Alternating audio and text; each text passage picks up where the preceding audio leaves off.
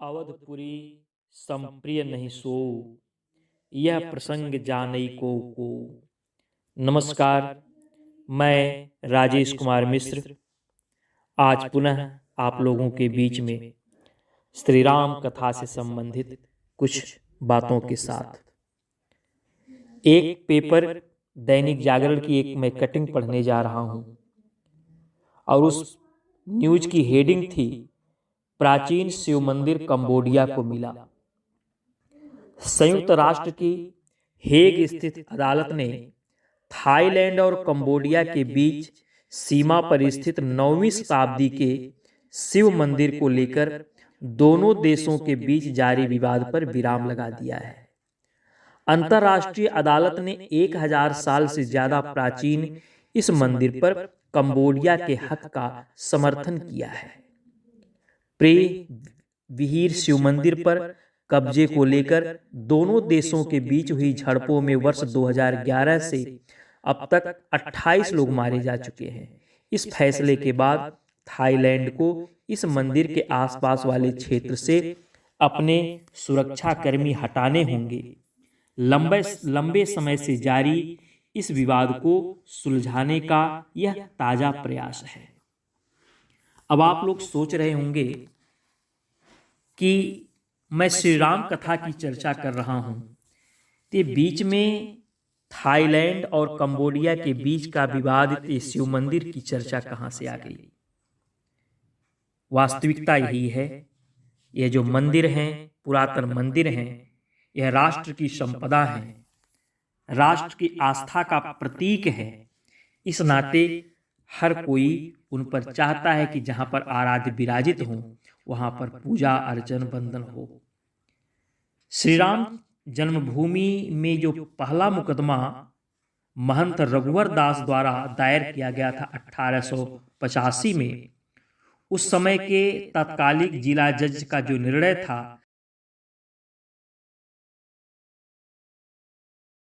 Colonel FA, उन्होंने लिखा था, यह अत्यंत दुर्भाग्यपूर्ण है कि इस पवित्र भूमि पर मस्जिद का निर्माण हुआ, परंतु अधिक समय बीत जाने के कारण निराकरण संभव नहीं।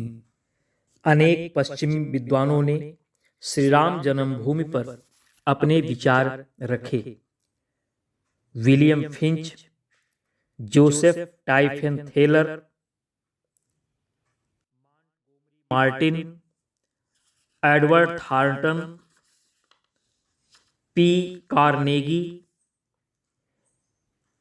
अयोध्या के राजस्व के जो अभिलेख हैं, ये सब तमाम ऐसे महत्वपूर्ण पहलू हैं जो श्री राम जन्मभूमि की वास्तविकता को स्वीकारते हैं।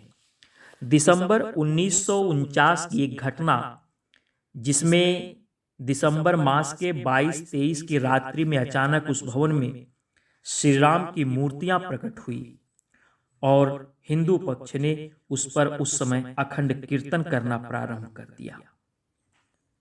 और जब यह श्री गोपाल सिंह विशारद तथा रामचंद्र दास परमहंस जी ने जो मुकदमा दायर किया, जिनमें मूर्तियों को हटाने के संबंध में अस्थायी निषेधाज्ञा तथा उसकी पूजा करने के अधिकार की मांग की गई थी, न्यायालय ने दोनों अनुरोधों को स्वीकार कर लिया।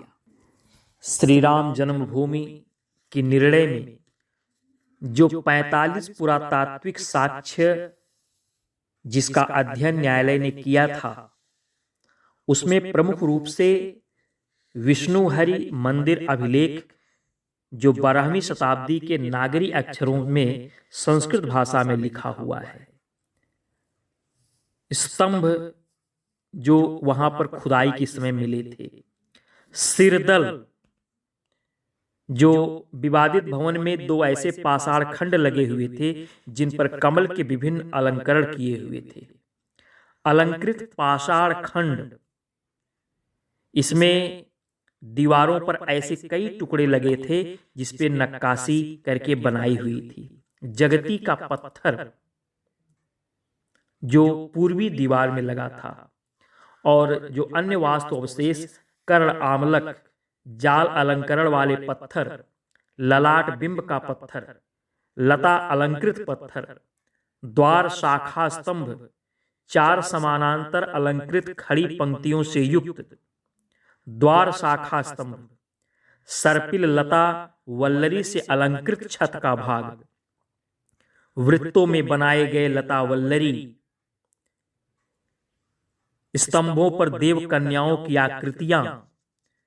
द्वार शाखा स्तंभों पर गणों की आकृतियां। द्वार शाखा स्तंभ पर द्वारपाल की आकृतियां। दशावतार वाले फलक, चक्रधारी विष्णु की आकृति। दशावतार फलक पर बलराम की आकृति। दशावतार फलक पर परशुराम की आकृति। उमा माहेश्वर की आकृति। काले स्तंभों पर तथा मिट्टी के फलकों पर यक्ष आकृतियां। मिट्टी के फलक पर नंदी की आकृति। स्तंभों पर घट पल्लव। स्तंभों पर पूर्व घट अभिप्राय। द्वारपाल के गले में लटकी लंबी वनमाला। चक्र पुरुष के शरीर पर यज्ञोपवीत।